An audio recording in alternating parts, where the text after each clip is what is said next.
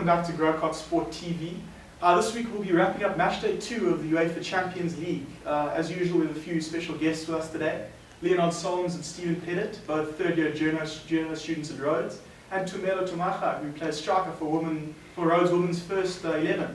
As usual, I'm Sean Goosen. Guys, thanks so much for coming. I really appreciate your time. Steve, we'll start with you, obviously avid Manchester United supporter. You've had a lot of high expectations coming into the season for your side, especially the likes of Romelu Lukaku, who signed for you. Obviously, he bagged a brace on Wednesday evening in Moscow.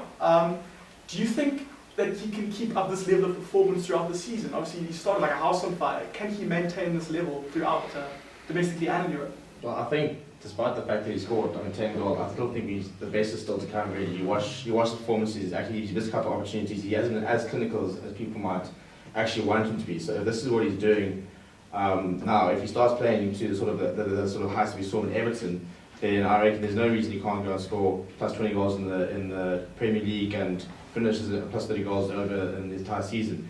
What's interesting now is to see that the amount of chances he's getting, and you look at like last season where the chance was being created at United, but even like the likes of Zlatan Ibrahimovic statistically wasn't finishing as many chances as he probably should have been in that sort of caliber. And so Lukaku's just burying those 1 or 2 a game, which is why. And when you look at the likes of Mkhitaryan, who's broke a record for the most assists in a short amount of time. I think by the end of August, he had more assists himself than any other United player in the entire last season. So I think Lukaku's at the headline, but the entire team is suddenly really started clicking. The whole Casa Mourinho second season type thing, where the entire season started to click, and Lukaku just needs to bury the 1 or 2 chances, or the 10 chances he's going to get every game. Which, if he does that now, as he has been doing that with little problems, there's no reason he can't be one of the top goal scorers in Europe.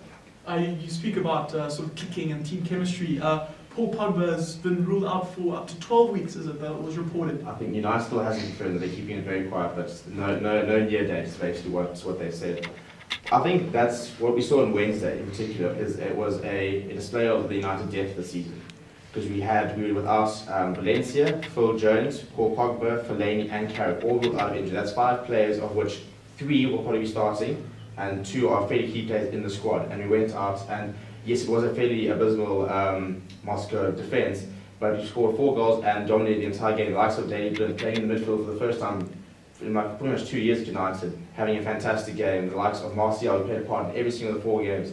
So I think the fact that we can lose a player like Pogba, who's supposed to be, with him and Lukaku, probably the best player at United, and still have no problem scoring goals and getting in the results, just shows the depth that there is at United. And the fact that I think a big part that's played is that there's squad pressure now. You have to play for your side. I mean, like Martial was left out, and they said no, you got to play better. And since then, he's had 2 man of the match performances in the League Cup and now the Champions League. So just that's more contending for your place. So that raised everybody's game, which is why when the likes of 5 people get injured, there's still enough quality and people still fighting for those places. That performances are still there. I mean, some of the names you have, Mkhitaryan, Mata, Martial, the ridiculous amount of attacking riches there. Leon, sticking with the English clubs, Manchester City came into the season, sort of the pre-season, along with United as title favourites. Obviously, you're a Chelsea man, so Chelsea were also up there. It was announced, or Antonio Conte made some disturbing comments midweek about his future at the club. Not sure how much longer he would be Chelsea manager beyond the season. If you look at what happened with Manchester City a few seasons ago, with when it was announced that Pep Guardiola would take over from Manuel Pellegrini at the end of that particular season, it seemed like his players weren't particularly up for it. They weren't really performing at the level that was expected of them. Are you worried that Chelsea's players may take a similar sort of dent? I think that was a totally different situation. Antonio Conte still got a contract until 2019, and his comments referred more to, oh yes, he might go back to Italy sometime in the near future. It's very different to having a deal wrapped up and knowing that you're not going to be the boss at the end of the season, knowing who's going to take over from you. I think he still certainly will have command over the dressing room for now. And as he said, a football manager's job is temporary, especially at a club like Chelsea. You never know when the next manager is going to come in. Absolutely. Yeah, I mean, it certainly didn't look like it had any effect on them midweek when they saw Atletico Madrid 2-1 in Spain. Ahead of this weekend's crunch clash against Manchester City at the Bridge, how big a confidence boost was that win in midweek? I think that was massive. Atletico have made 2 Champions League finals in the last 3 seasons. I don't think there are many teams in the world that can beat them at their own ground, completely outplaying them as we did. Yeah, Manchester City though, they're a very, very good team. They've bought well over the summer, and Pep Guardiola is always going to be difficult to beat. I'm sure that they'll be particularly hungry to beat us because we've had the better of them in recent seasons. Absolutely. So yeah, I mean it's a confidence boost, but that doesn't mean that we've got this one in the bag. Yeah, Tamela, speaking about Manchester City, you and I spoke briefly last week about City's defensive woes in recent seasons. They have acquitted themselves better this season. Obviously, it's still early days. They face their toughest test tomorrow against Chelsea. How do you think they'll cope with the likes of Alvaro Morata and the Chelsea attack? I think if you look at City right now, they're scoring a lot of goals, like generally pouring out 4-0 goals, four goals a game. And I think they're going to follow a similar model to what Liverpool have done, which is outscore their opponent. In terms of Chelsea, who have one of the best defenses in the league, if not the best, I think that's going to be really difficult, especially because they don't have Aguero. And he's their talent. And you've seen the likes of Sterling, De Silva, what's his name? Jesus, like stepping into that role, but they're not Aguero. And it's going to be interesting to see how they set up tactically to deal with Chelsea, as well as how they're going to go forward. Their attacking flair. Is it going to be the same? Are they going to hold back a little bit? That's going to be really interesting to see what Pep Guardiola does. Speaking about Gabriel Jesus, what did you make of the two at the front, partnering him with Aguero? Obviously, you were striking yourself. Surprisingly, it's working. I feared that it wasn't going to work because, for the past 6 years, Aguero has been the main man, and many, including myself, thought that would rub him the wrong way to partner with someone. But he's shown that he's a world-class player. I think the way he set up 2 goals for him, I think, recently, has shown that, he's bigger than all the noise that they've put out in the media. And if they keep that relationship up and they get him back from injury quickly, City, that attack is looking very good. How big a loss do you think Benjamin Mendy will be for City? He's been sidelined for up to 9 months, he was reported in the media. I think that's a waste of so much money. I mean, you spend so much money to help your defense, and now you're losing your key left back. So that's going to be how they navigate not having him for 9 months is going to be very interesting. And you see the like of Stones, Otamendi, they're stepping up because there's competition in the squad. So it's going to be interesting to see what impact his injury has on them psychologically, and whether they'll still be as sound as they would be if he was in the team. Because he possesses an attacking threat and is a stable defender, which City have lacked for the past 3 years. So I think he's going to be a big loss because the Champions League, League Cup, FA Cup, all these competitions, not having that depth in defense might spell trouble. Well, from England to France, we watched PSG absolutely take apart Bayern Munich 3-0 in Paris on Wednesday evening. Steve, how good are PSG's front three at the moment? Phenomenal, to be honest. And I think again, you look at that, the difference between the players. You got the likes of Neymar and Mbappe down wide with the pace and the skill, and then you got to think of it. Then Cavani just holding down that point of the attack is just. I mean, it's incredible. There's going to be few defences that are going to be able to stop that. And once again, I mean, the depth of PSG this season is ridiculous. You think the likes of Julian Draxler, Di Maria were on the bench for that game.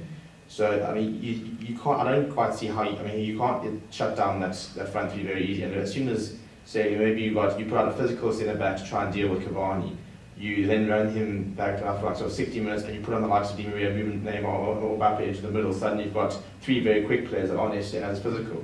So I think the diversity of the front three is what really good for them, and how it's any sort of manager's nightmare to try and defend against that because they're so diverse and so they've each got their own different sort of attributes. I think it's good to see Cavani and Neymar getting along. Finally. So I think that was very much blown out of proportion. I don't think there would have been too much in the change room about that. But when you've got the quality of that Neymar, Cavani, and Mbappe, you think how young Neymar and Mbappe still are, how many years they've still got in them. There's no reason that PSG, for once, actually, I think, could be going quite far this season.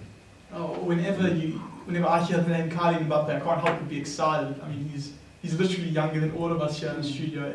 How long, Steve, before we talk about him in a Ballon d'Or context? How long before he challenges the likes of Ronaldo and Messi for that Ballon d'Or crown? Well, what I think we're going to see in the next two years is you're going to see a sort of changing of the guard. Messi and Ronaldo, Ronaldo, look at the way he started. He's still a phenomenal player, it's not much the same as Messi, but after the next World Cup, I think you're going to start, there's only so many more years left in them. And so now suddenly it's going to be that sort of challenge for who's the best player in the world. Now Neymar's going to have a big hand in that. Mbappe's not going to you look at how young he is, he's definitely going to be jumping on. The amount of quality is across the board. The likes of Harry Kane can't be ignored. Nobody really puts him in the Ballon d'Or context, but in September he scored two goals, I think, for 4 games in a row, and then three, and then a hat-trick there on Wednesday.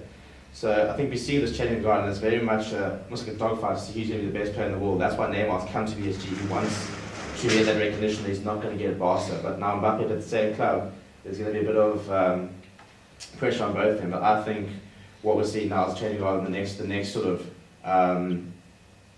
next generation of the best players in the world, and I think PSG have got two of them at the moment. It's certainly going to be very, very interesting. Tumelo, obviously PSG have pumped millions into this season in particular.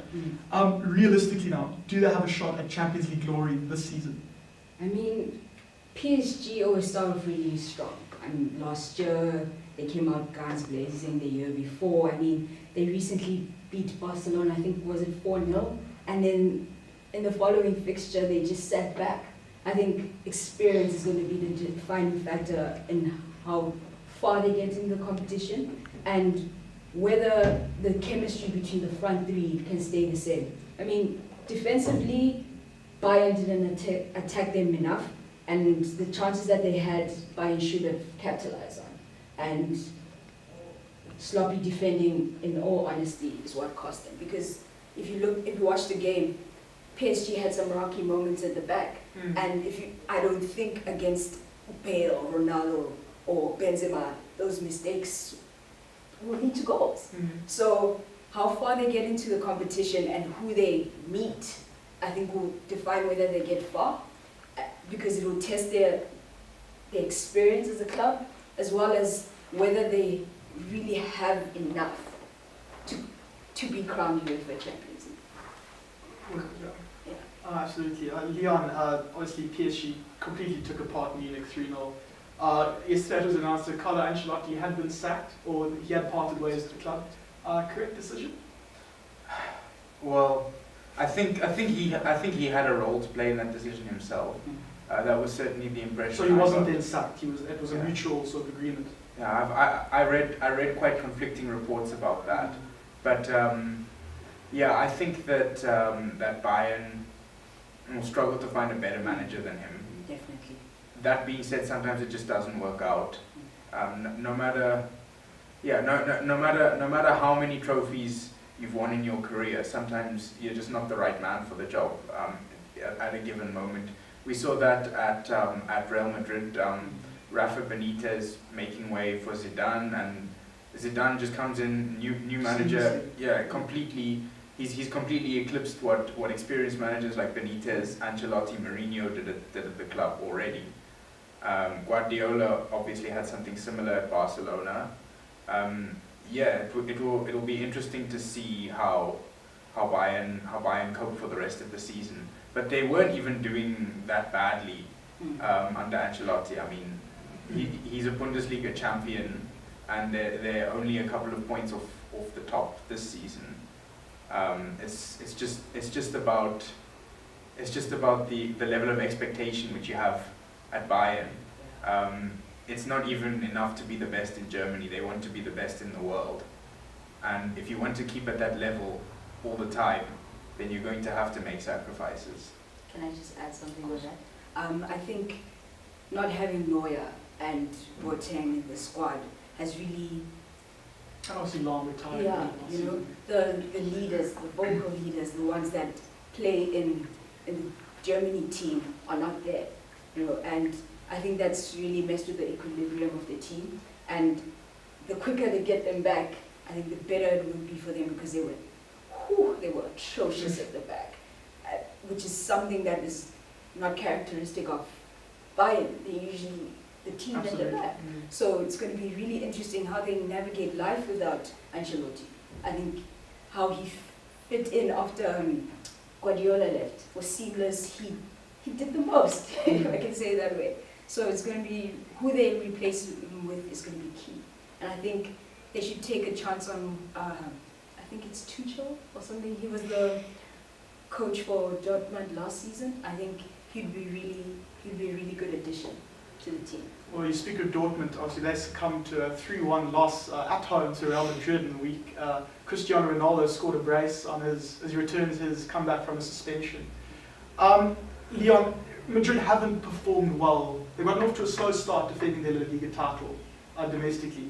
If they continue to fall behind the likes of Barcelona, Atletico Madrid, do you see Zidane prioritising the Champions League? No, I don't really think that's going to happen. He's won that competition twice already. I think Real Madrid want to win everything because they're the biggest club in the world, and they shouldn't settle for anything less. I don't think they will settle for anything less. And They're already 7 points off the pace. yeah, but I mean, La Liga, you sometimes see one of the big clubs starting badly and then coming back. We've seen Barcelona a couple of times come back from behind and ending up winning trebles in both of those seasons. Real Madrid, there's no reason why they shouldn't be able to do the same. Oh, awesome. Well, match day 3 of the Champions League kicks off on the 17th of October. Obviously, we've got plenty of mouth-watering domestic football to keep us entertained until then. Guys, once again, thank you for coming. Really appreciate your views and thoughts. That's all for Grocott Sport TV this week. Thanks for tuning in, and we'll see you next week.